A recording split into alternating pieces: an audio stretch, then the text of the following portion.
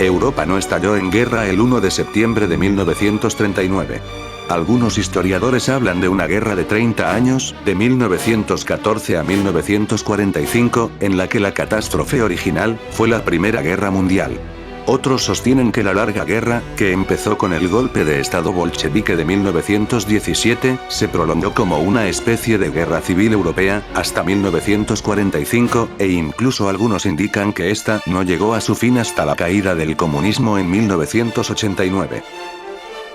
Tonterías, yo afirmo que la Segunda Guerra Mundial empezó con la Guerra Civil Española, donde Hitler tenía la firme convicción de que una España bolchevique, junto con un gobierno de izquierdas en Francia, supondría una verdadera amenaza estratégica para Alemania por el oeste, sobre todo en un momento en el que debía enfrentarse a la Unión Soviética de Stalin por el este.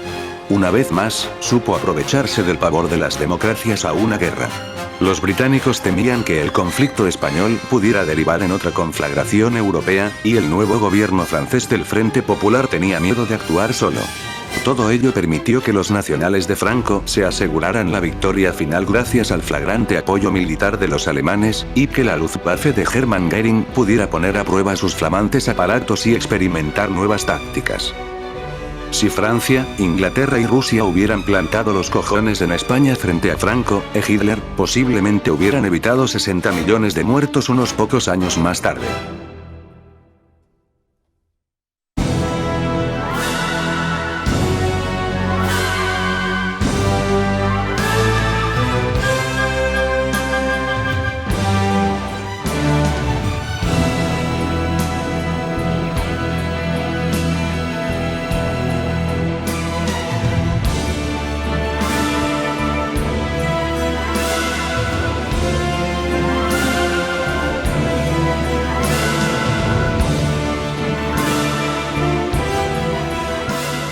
La Segunda Guerra Mundial constituye la culminación de toda una carrera dedicada a la investigación y la narración históricas.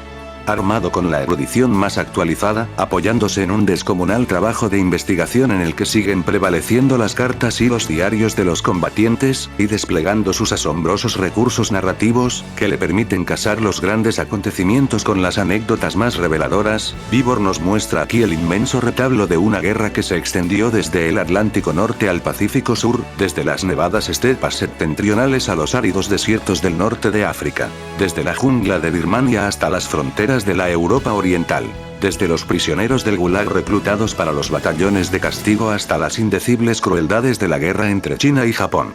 Aunque Vibor se enfrenta a un panorama gigantesco, jamás pierde de vista a los soldados rasos o a los civiles cuyas vidas fueron destruidas por las fuerzas titánicas desencadenadas en una guerra cuya historia sigue asombrándonos y emocionándonos como ninguna otra. Fueron tan horribles las consecuencias de la Primera Guerra Mundial que, al finalizar el conflicto, Francia y Gran Bretaña, sus principales vencedoras en Europa, se encontraban completamente exhaustas y tenían la firme determinación de no repetir, costara lo que costara, aquella terrible experiencia.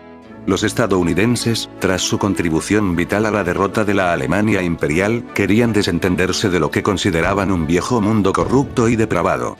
Europa Central, fragmentada por las nuevas fronteras acordadas en Versalles, tenía que afrontar la humillación y la penuria de la derrota.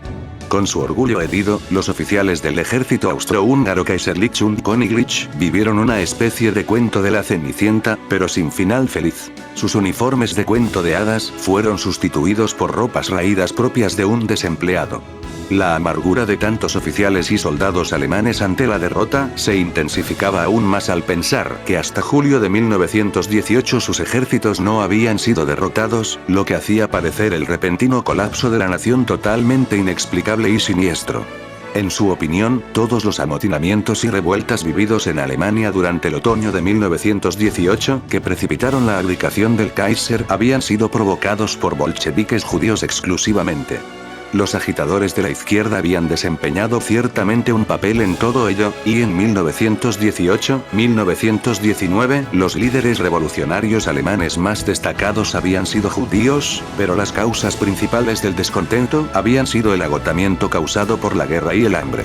La perniciosa teoría de la conspiración impulsada por la derecha alemana, la leyenda de la puñalada por la espalda, formaba parte de su tendencia inherente e irracional a confundir causa y efecto.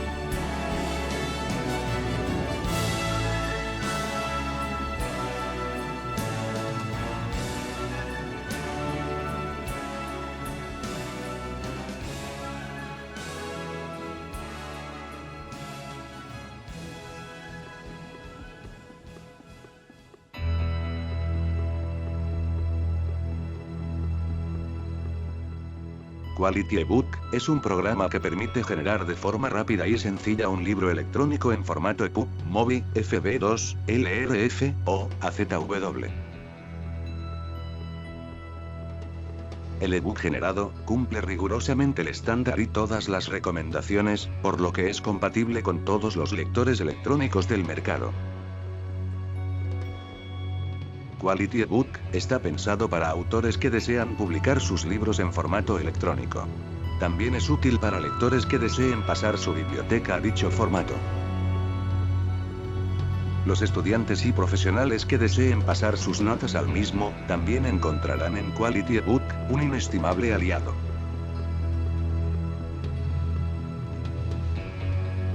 Crea tu propio libro digital en el formato que más te guste.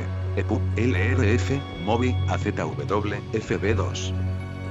Con Quality ebook disfrutarás del placer de la lectura.